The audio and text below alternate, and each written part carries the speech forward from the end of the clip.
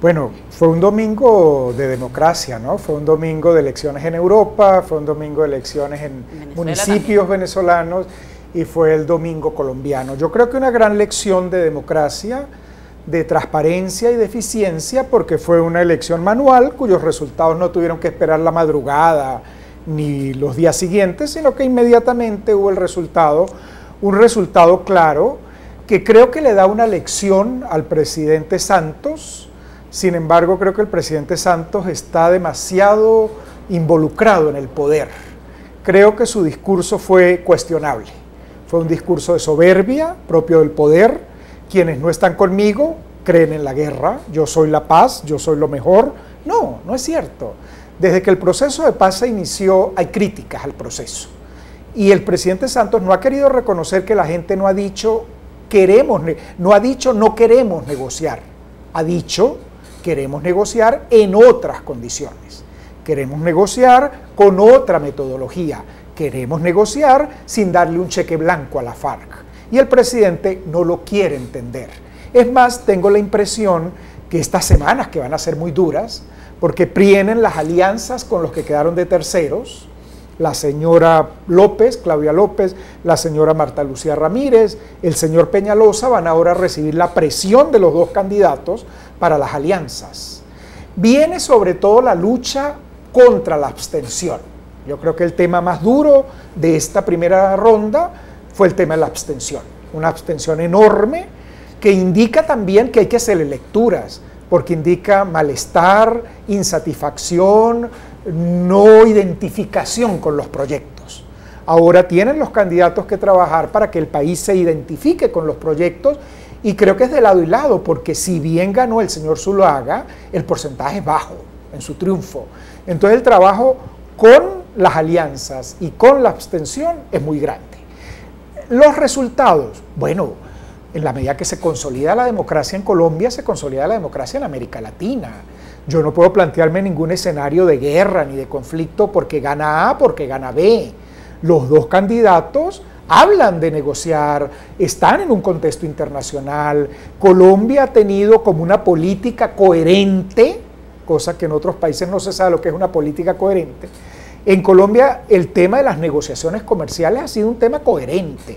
Yo estoy seguro que el señor Zuluaga, si llegara a la primera magistratura, no va a denunciar los acuerdos con la Unión Europea, con los Estados Unidos, que además lo promovió el expresidente Uribe, los acuerdos del Pacífico, que está trabajando, los acuerdos que han suscrito con Europa y en particular con Asia. La relación con Venezuela es una relación que ha sido tradicionalmente difícil y no podemos desconocer que la mayor dificultad la ha puesto el gobierno venezolano, con la crítica, con la descalificación permanente de gobernantes como el expresidente Uribe. Yo creo que en Venezuela tiene que haber prudencia, mesura, equilibrio en la relación con Colombia. Sin embargo, usted dice que esta abstención, se conoció que hubo una abstención de 60%. Eso es correcto. En las elecciones de ayer, pero acá en Venezuela ganó Juan Manuel Santos. Entonces, ¿cómo sería ese panorama si en dado caso ganara este presidente que pues ha tenido sus diatribas con el presidente actual en el país? Bueno, yo no conozco ninguna diatriba del señor Zuluaga con el presidente de Venezuela. Sí conocemos las permanentes descalificaciones al expresidente Uribe. Yo creo que ahí lo que ha habido es una falta de respeto del gobierno venezolano a un expresidente colombiano. Son modelos distintos. Yo tendría que recordarle al gobierno de Venezuela que Cuba se incorporó en el viejo GATT, hoy Organización Mundial del Comercio. Cuba con un modelo estatista que eliminó la economía de mercado, que eliminó la empresa privada y compartió con 50 países fundadores del viejo GATT, todos de economía liberal, todos de economía de mercado. Entonces yo creo que eso es posible. Yo creo que países de América Latina lo han demostrado muy claramente. La señora Bachelet ha tenido la mejor relación con un país con el que tiene dificultades, que es Bolivia, y ha tenido una relación cordial de trabajo. La señora Dilma Rousseff ha ido a Estados Unidos y ha negociado acuerdos absolutamente envidiables en ciencia y tecnología, en educación.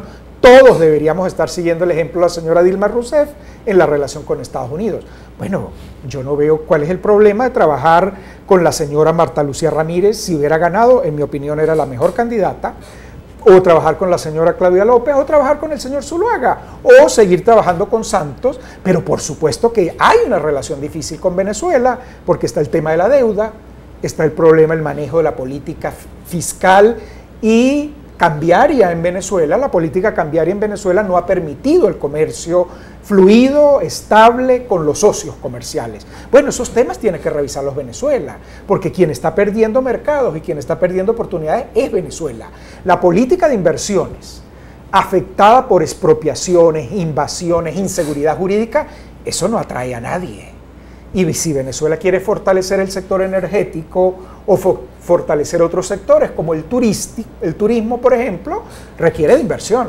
Y para atraer inversión hay que dar confianza.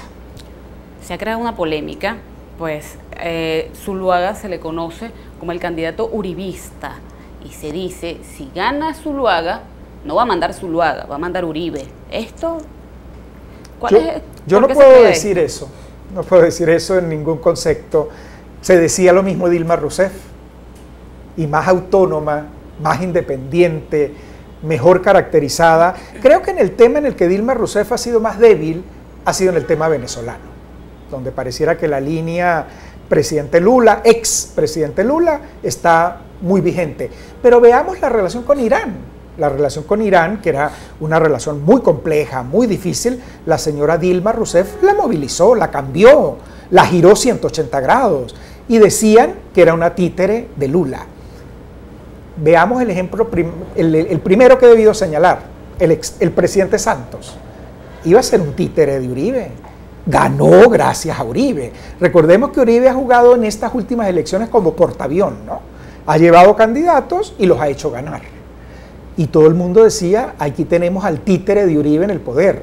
A los 15 días ya habían relaciones difíciles. En este momento no hay diálogo. Yo esperaría que eso no ocurriera, eso no le conviene a la sociedad colombiana, al pueblo colombiano, pero estoy seguro que el que sea electo va a tener sus políticas y su equipo, y esperemos que tenga la mejor relación con todos los expresidentes de Colombia. Claro que sí. Zuluaga también indicó que si llegase a ganar, va a negociar con la FARC. Esto se ha escuchado a los antiguos presidentes en Colombia, pero él indicó que iba a negociar con la FARC bajo dos condiciones. Una, el cese al fuego unilateral y reducir las penas de la prisión a sus líderes. ¿Usted cree que se podría llegar realmente a un acuerdo con esta fuerza colombiana que ha... Si realmente la FARC quisiera negociar, eso es lo único que hay que negociar.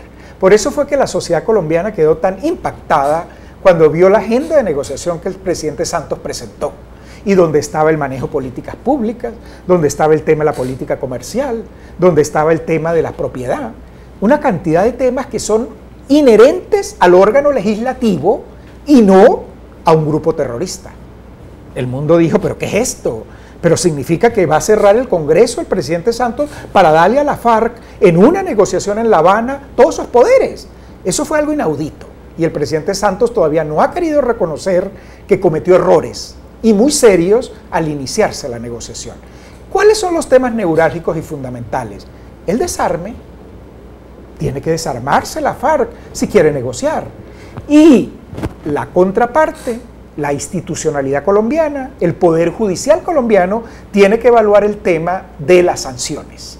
Tampoco puede ser que vamos a negociar y ahora toda la sanción se le va a aplicar a los negociadores. Ahí tiene que haber un esfuerzo. Quizás no llegar al nivel de impunidad del que se está hablando en estos momentos en la negociación en La Habana, pero sí tiene que haber una reducción de penas, tiene que haber una facilidad para el juego político, como ocurrió en situaciones anteriores. El M-19 es un resultado de una primer intento de negociación con los grupos guerrilleros y se creó partidos políticos. Colombia tiene esa experiencia. Lo que no puede ser es lo que la sociedad colombiana está cuestionando, que Santos quiera darle un cheque en blanco a la FARC. Eso no puede ser. Sin embargo, él indicó que con esto, si fuese elegido, nuevamente estos 4 años serían para implantar este nuevo modelo de negociaciones con la FARC.